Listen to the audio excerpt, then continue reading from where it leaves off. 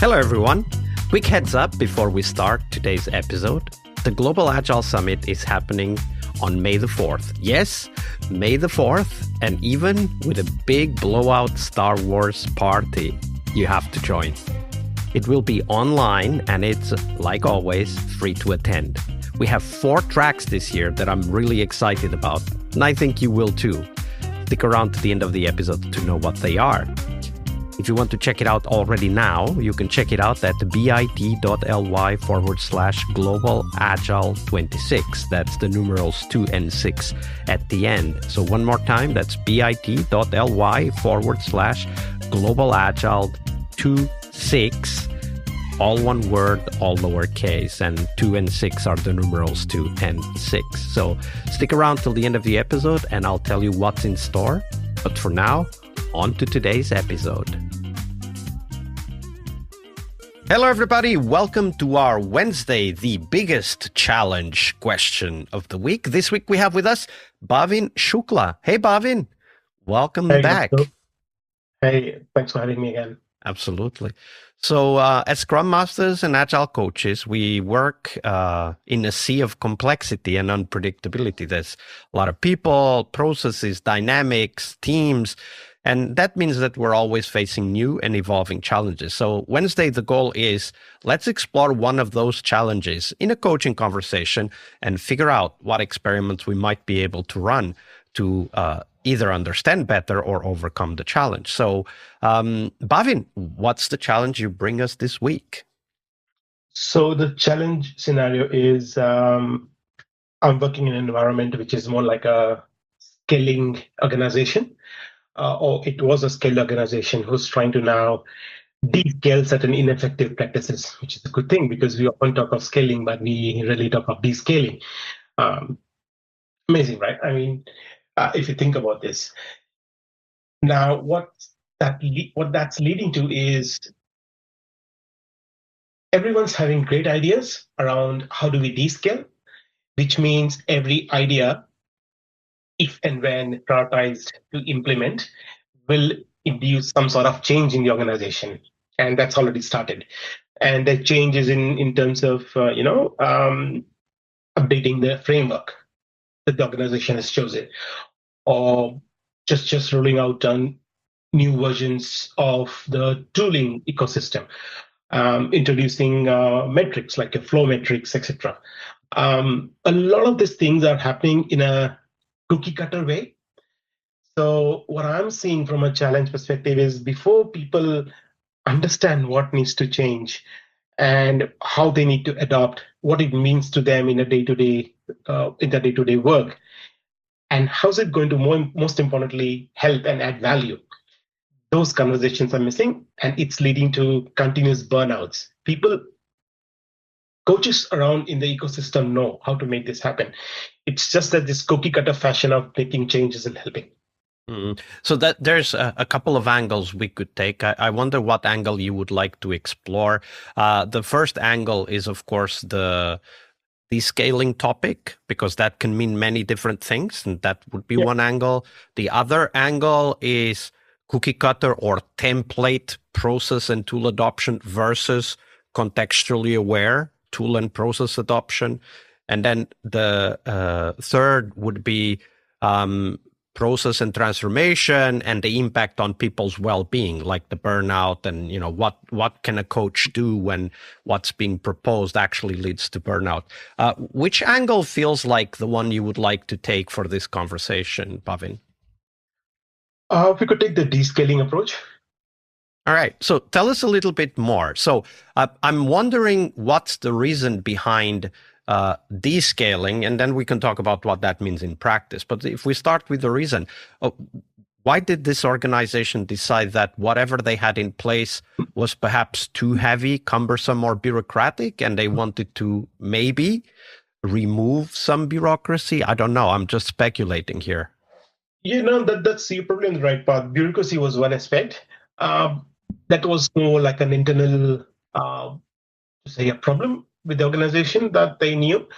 But there was always the, given the times we live in, which is very disruptive world situation we've lived ever, the whole dynamics around, where's the organization heading at?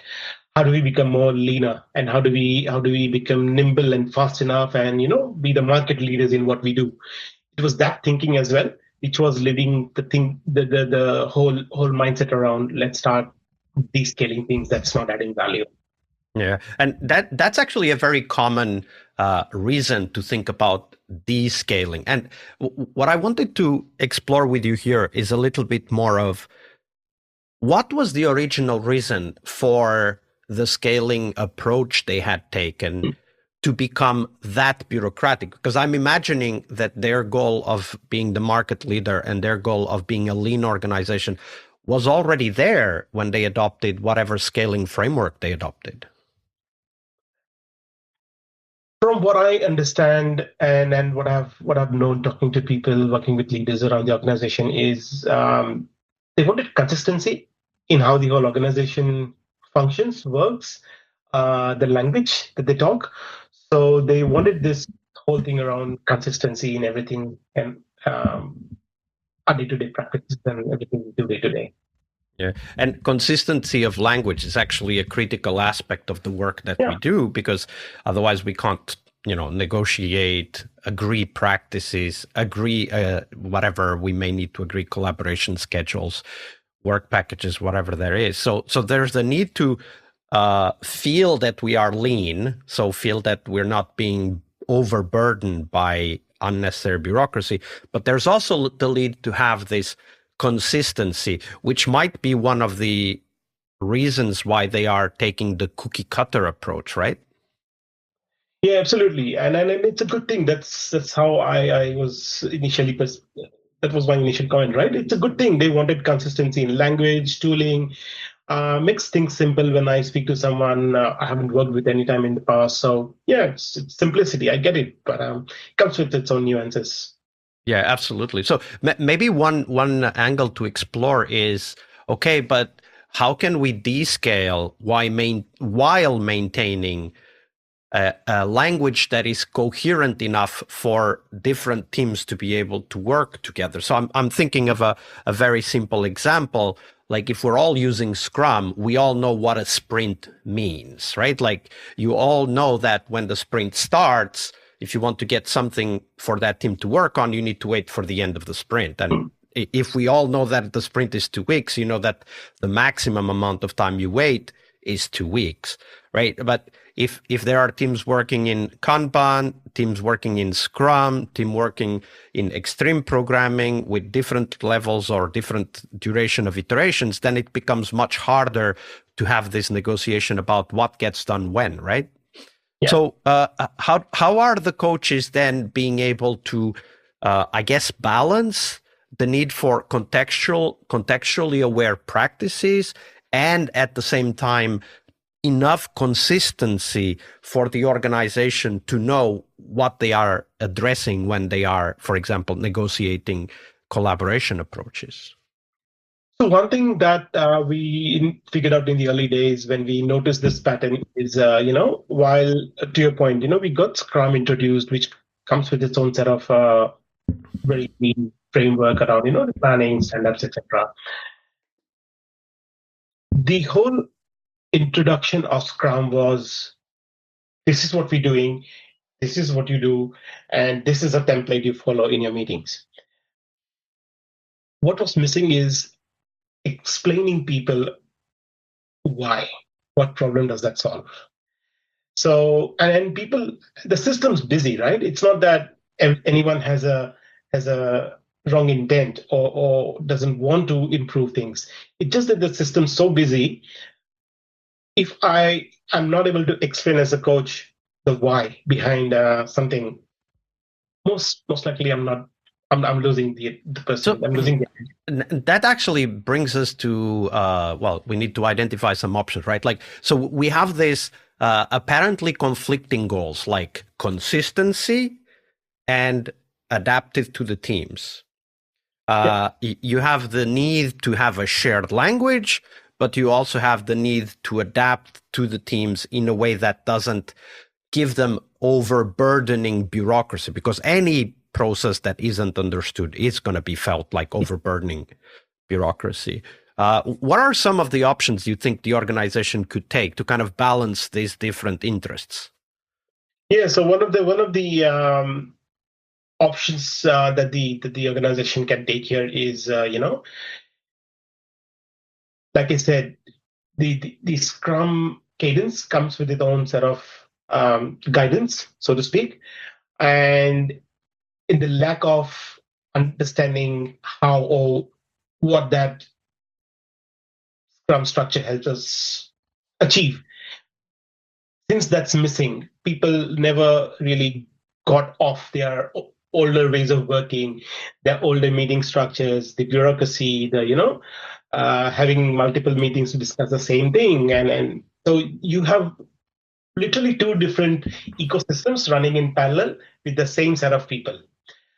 So, from an organization standpoint, to answer your question, Roscoe, what they can do or what could be done, and this is something that I've been probably discussing with fellow other coaches, is can we not take a stock of real situation where we go, here are the X number of meetings that you're having, and I'm talking of any team or not in particular, but let's say a team. What sort of meetings do you have? How much time do we invest here? Now, here's the Scrum structure. Are we addressing these things that you're trying to address in the other meetings already in Scrum events or Scrum ceremonies? Or is there a potential placeholder where these things could be addressed? Do we know this? So sometimes out of ignorance, it just happens that there's two parallel systems running in the system. And have you guys, you and the rest of the team working on this, have you mapped these parallel systems that are in place at the moment? Yes, we have. In fact, we ran a workshop called Million Meeting Minutes. So we actually, again, data, right? We observed multiple teams from multiple, I would say, business units, just to have a rough idea of how much time a team spends in different meetings and what sort of decisions are arrived or not arrived, which were expected to be arrived. We got this data around hours spent in meetings discussing things. Just one loudest person taking the whole floor. Everyone switched off, things like that, all the patterns coming out. And then we sort of worked with each of the teams to say, hey, these are the things you were trying to achieve. Yes, no.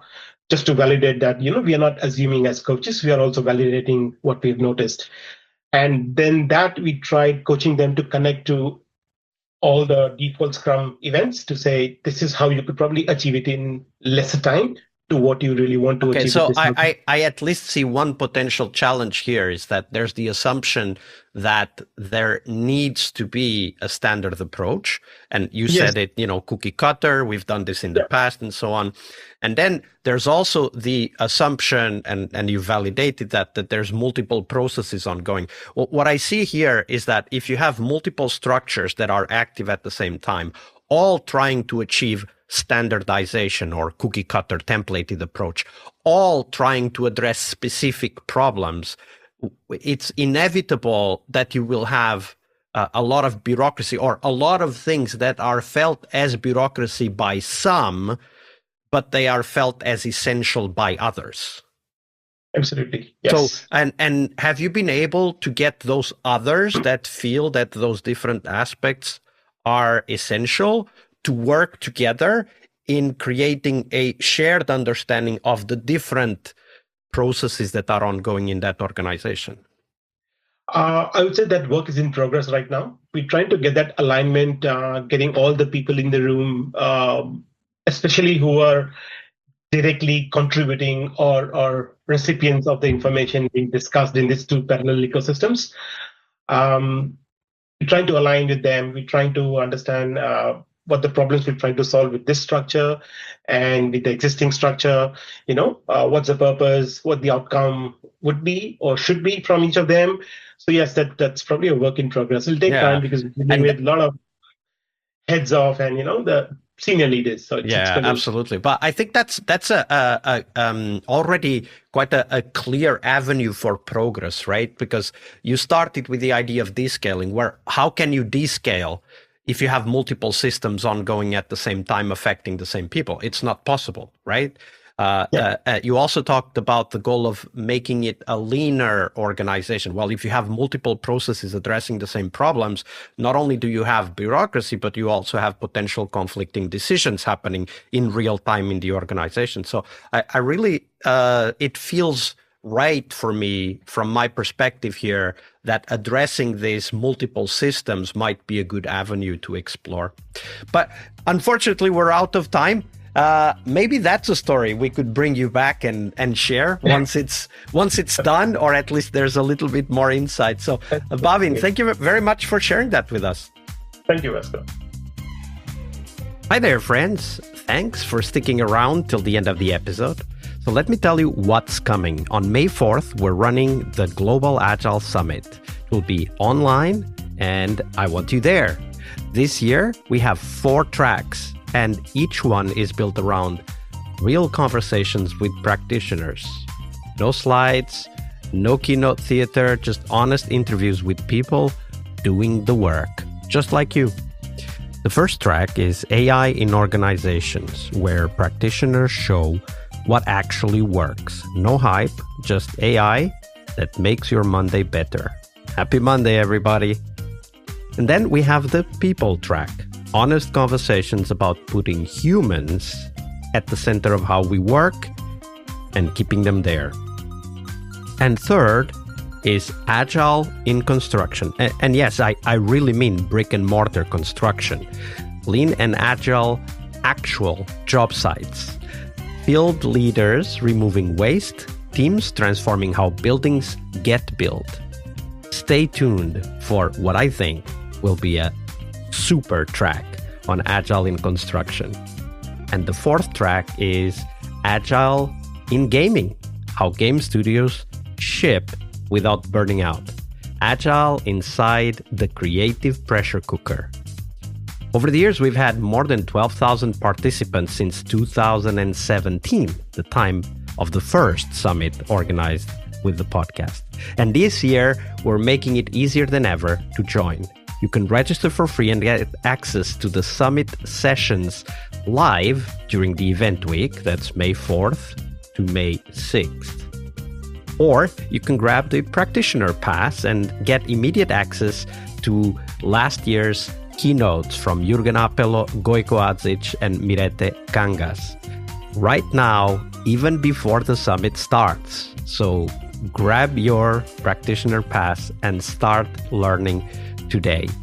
Head on over to bit.ly/Global Agile 26. That's 26, the numerals 2 and 6. Sign up, and I'll see you on May the 4th. And one more time, here we go, bit.ly/Global Agile 26. All lowercase, all one word, and 26, that's the numeral 2 and the numeral 6. I'll see you on the conference floor.